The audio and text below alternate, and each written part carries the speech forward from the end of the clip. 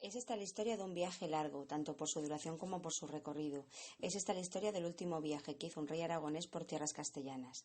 Tras pasar el invierno en tierras de Castilla, en Aranda de Duero, Fernando de Aragón firmó su tercer testamento, en el que nombra a su nieto Fernando, de 12 años, regente de sus reinos. El 8 de mayo se encuentra en la ciudad de Burgos, presidiendo las Cortes, y allí se encuentra mal de salud. Tenía ciertas dolencias derivadas de una intoxicación provocada por ingerir ciertas sustancias afrodisíacas. Pocos días después, en Calatayud, también celebran Cortes, esta vez de Aragón, y allí los reyes se separan. La reina Germana de Foix se hace cargo de presidir las Cortes de Aragón, mientras que el rey Fernando parte hacia Castilla. Sabemos que el 28 de octubre regresa a Madrid y son sus médicos quienes le aconsejan pasar el invierno en un lugar menos frío que la meseta castellana. Es por ello que se dirige a Plasencia. Allí es muy bien recibido por los placentinos. Asiste incluso al matrimonio de su nieta Ana de Aragón con el duque de Medina-Sidonia. Él se va a hospedar con su primo, el duque de Alba, en la localidad cercana de Abadía, y será allí donde mantenga ciertas conversaciones sobre la regencia de los reinos hasta que llegue el príncipe Carlos con su embajador Adriano de Utrecht. También hablarán sobre los maestrazgos de las órdenes militares en Castilla. Una vez mantenidas estas conversaciones, el rey se dirige a Plasencia, y desde aquí la corte se divide por deseo del monarca.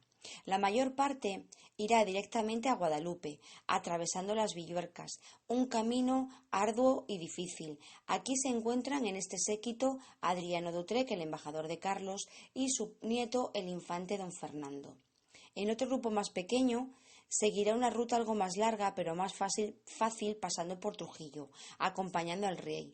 Los primeros días de 1516 el rey se encuentra en tierras castellanas. Sabemos que incluso le dedican algunas corridas de toros para entretenerlo, pero poco después debe continuar viaje. Camina por Abertura, donde descansó 4 o 5 días, por Campolugar, y después cruzó el Ruecas por la llamada zona de la Cañada de la Plata, junto al monte de la Mata de la Budiona. Cuenta la leyenda en Madrigalejo que se encontró mal en un lugar próximo a la Cruz de los Barreros. Actualmente ese enclave se dice que está cerca del camino de Villanueva, muy próximo a la localidad, pero los cronistas lo sitúan en un vado del río Ruecas próximo a la finca de la que hemos mencionado anteriormente, de la Budiona. El rey se encontró mal repentinamente y cayó del caballo, de tal forma que hubo que trasladarlo rápidamente a la localidad próxima de Madrigalejo. Allí fue hospedado en la casa de Santa María, casa de labranza. La casa de Santa María era una casa de labranza que tenían los monjes de Guadalupe en la localidad de Madrigalejo para explotar las tierras que allí tenían. Era dirigida por un casero que era el que se encargaba de recaudar los impuestos. Allí se hospeda el rey y hasta Madrigalejo acude muy preocupado por su salud Adriano de Utrecht. Es recibido por el rey y le manda de nuevo a Guadalupe.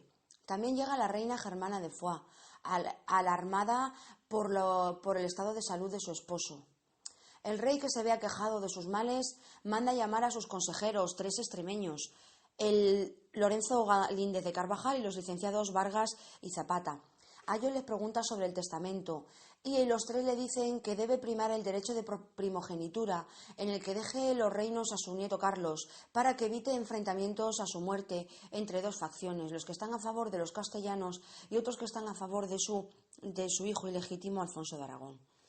Decide redactar el testamento y lo firma ante el protonotario Miguel Velázquez Climén, siguiendo el protocolo castellano de junto a 8 testigos. Escribe una nota a Carlos, su nieto, manda llamar a su confesor y el rey muere en la madrugada del 23 de enero de 1516. Rápidamente mandan a buscar a Adriano de Utrecht a Guadalupe y cuando llega a Madrigalejo ese mismo día se procede a la apertura del testamento. En él el rey Fernando nombra heredero de todos sus reinos a su nieto Carlos y también establece cómo ha de ser enterrado. Quiere ser trasladado a Granada para reposar junto a su primera esposa, la reina Isabel. El cortejo fúnebre se pone en marcha.